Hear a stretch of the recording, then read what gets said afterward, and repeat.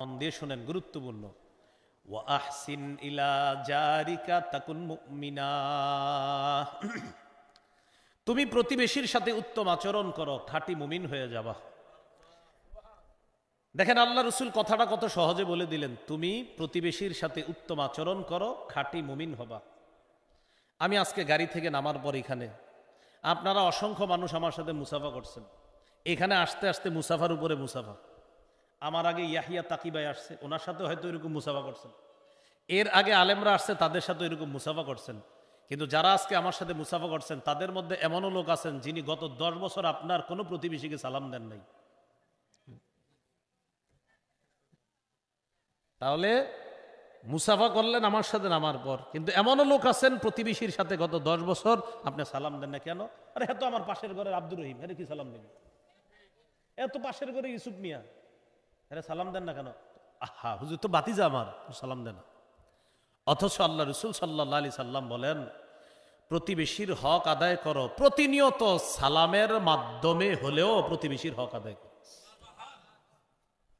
বলেন আমার সাথে, আসসালামু আলাইকুম। আপনার উপর শান্তি বর্ষিত হোক। তো প্রতিবেশীর উপর শান্তি বর্ষিত হোক চান না? তা আপনি সালাম দেন না কেন? রাসূলুল্লাহ সাল্লাল্লাহু আলাইহি সাল্লাম বললেন, প্রতিবেশীর সাথে উত্তম আচরণ করো, খাঁটি মুমিন হবা। নবীজি বলেন, শোনো, তুমি গোস্ত রান্না করলে ঝোলটা একটু বাড়ায়া দিবা। সাহাবীরা অবাক, ঝোল বাড়ায়া কেন? নবীজি বলেন, তোমার প্রতিবেশীর নাকে গোস্তের ঝোলের ঘ্রাণ যাবে, তারপর তারও মন চাইবে গোস্ত খাইতে। হয়তো তুমি গোস্তের টুকরা তার জন্য পাঠাতে পারবা না, হয়তো তোমার সামর্থ্য কম, অন্তত একটু ঝোল পাঠায়া দিও, যেন সে ঝোল ভিজিয়ে ভাত বা রুটি খেতে পারে। কিন্তু তুমি গোস্তের ঝোলের ঘ্রাণ দিয়ে কোনো প্রতিবেশীকে কষ্ট দিবা, আমার উম্মত ঝোলের ঘ্রাণে তার কষ্ট হবে, আমি নবী তো এটা সহ্য করতে পারি না। দেখছেন মুমিন কারে বলে নবী শিখাচ্ছে। সাথে সাথে নবী বললেন, যদি তুমি মনে করো প্রতিবেশীকে দিবা না, তাহলে গোস্ত এমনভাবে রাঁধতে হবে যেন ঘ্রাণ বাহিরে না যায়। হয়তো তুমি ঘ্রাণ বাহিরে নিবা না, এমনভাবে রান্না করো, আর যদি ঘ্রাণ বাহিরে যায় তো আমার উম্মতকে তুমি কষ্ট দিও না, তার জন্য পাঠাও। আব্দুল্লাহ ইবনে ওমর রাদিয়াল্লাহু তাআলা আনহুর একটা বর্ণনা শোনাই। আপনি ফল ক্রয় করে বাড়িতে ঢুকছেন, ফল, প্রতিবেশীর একটা বাচ্চা ছেলে আপনার ফল দেখছে, আপনি ঘরে গিয়ে আপনার বাচ্চাকে ফল কাইটা তার হাতে দিছেন, তরমুজ অথবা কমলার কোয়াটোয়া বা একটা আপেল কাইটা দিছেন। তো বাচ্চাদের অভ্যাস হইল আপনার, ওরা এক জায়গায় বসে থাকে না, খালি দৌড়। তো ফলটা হাতে দিছেন, দৌড়ে বাহিরে এসে পড়ছে। প্রতিবেশীর একটা ছোট সন্তান আপনার ছোট সন্তানের হাতে ফল দেখছে, দেখার পর ওর মনে মনে আসছে, ওর আব্বা ফল আনছে, আমার আব্বা ফল আনে নাই। আল্লাহ রসুল সাল্লাল্লাহু আলাইহি সাল্লাম এটা সইতে পারে না যে আমার কোনো উম্মতের ছোট শিশু সন্তান তোমার শিশু সন্তান দেখে কষ্ট পাবে, আমি নবী তো এটা সইতে পারি না। তাহলে কি করবা? কয় ফল তুমি ঘরে নেও এমন ভাবে যেন কেউ না দেখে, আর যদি মানুষকে দেখাও তাহলে আমার উম্মতের জন্য পাঠাও, তাদেরকে কষ্ট দিতে পারবা না। তাই তরমুজটা যখন ঘরে নিবেন, যদি দেখায়া নেন পাঠায়া দেন, আর যদি বলেন আমি কাউরে দিব না, কালো একটা পলিথিন দিয়ে নেন যেন বুঝতে না পারে এটা কি তরমুজ না ফুটবল। কথার কথা।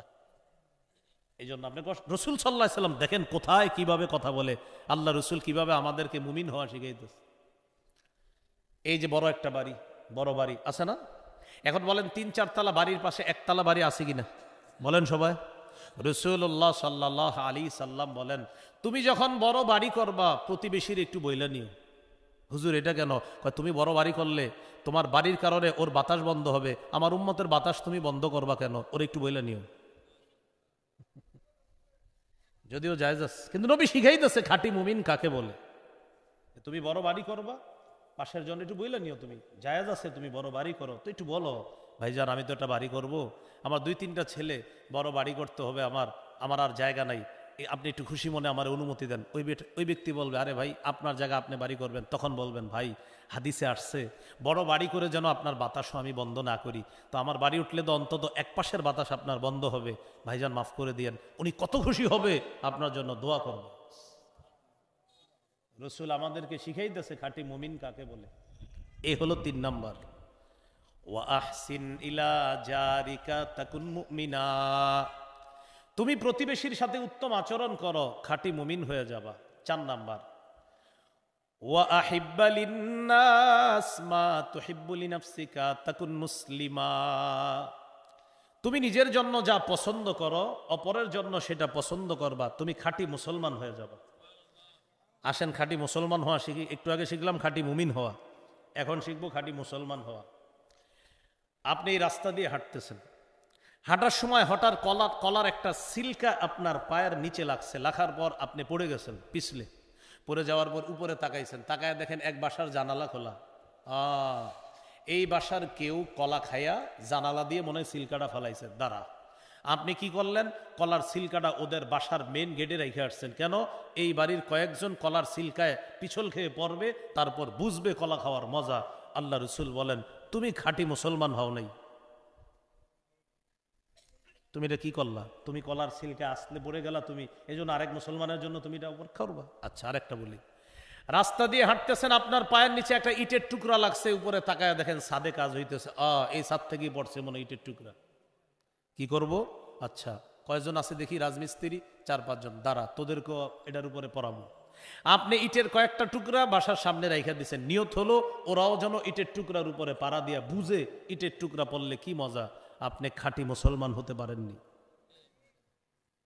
সহিহ বুখারীর বর্ণনা, রাসূলুল্লাহ সাল্লাল্লাহু আলাইহি সাল্লাম বলেন, কলার সিলকাটা আপনার পায়ের নিচে লাগার পর, ইটের টুকরাটা আপনার পায়ে বিদ্ধ হওয়ার পর, কাটার ওই সামান্য অংশ আপনার পায়ে বিদ্ধ হওয়ার পর, আঘাতজনিত ছোট্ট কিছু আপনার পায়ে বিদ্ধ হওয়ার পর, আপনি যদি এই নিয়তে সরিয়ে দেন যে আমার কোনো মুসলমান ভাই বোন যেন কষ্ট না পায়, রাসূলুল্লাহ সাল্লাল্লাহু আলাইহি সাল্লাম বলেন, গফারাল্লাহু লাহু মা তাকাদ্দামা মিন যামবি, আল্লাহ তাআলা তার আগের সব গুনাহ মাফ করে দেন। অথচ আপনি উল্টাটা করলেন। তাহলে আজকে আমরা শিখে ফেললাম, খাঁটি মুমিনও হবো আমরা ইনশাআল্লাহ, খাঁটি মুসলমানও হবে ইনশাআল্লাহ। তাহলে বলেন, কষ্টদায়ক বস্তু পায়ের নিচে থাকলে আরেকজনের অপেক্ষা করব কষ্টের, না সরিয়ে দিব? আল্লাহ আমল করার তৌফিক দান করেন। 5 নাম্বার, ওয়ালা তুকসিরিদ দিহকা ফাইন্না কাসরাতাদ দিহকি তুমিতুল কলবা। হাত ধরে গনে গনে 5টা জিনিস শিখাইলেন। এর মানে আমিও আপনাদের সামনে এখন 5টা জিনিস বলবো। 1 নাম্বার, ইত্তাকিল মাহারিমা তাকুন আবাদান নাস। আবু হুরায়রা, তুমি হারাম থেকে বাঁচো। যদি হারাম থেকে বাঁচতে পারো, আল্লাহর শ্রেষ্ঠ আবেদ হিসাবে গণ্য হয়ে যাবে। দেখেন কত সহজ কথা, কিন্তু মানাটা কঠিন। হারাম থেকে বাঁচো মানি আজকে থেকে হারাম কথা বলা যাবে না, হারাম খাওয়া যাবে না, হারাম কাজ করা যাবে না। বাস, হারাম কথা বলবো না, হারাম কাজ করব না, হারাম খাদ্য খাবো না, হারাম কথা বলবো না, হারাম কাজ করব না, হারাম খাদ্য খাবো না। আজকে থেকে যদি এটা করতে পারেন, আর ফরজ নফল ফরজ ওয়াজিবগুলো একটু পালন করবেন, আর খালি একটু হারাম থেকে বাঁচবেন, আল্লাহ রসুল বলেন আমি নবী বলে দিলাম, মানুষের মাঝে তুমি শ্রেষ্ঠ আবেদ হিসাবে গণ্য হয়ে যাবে।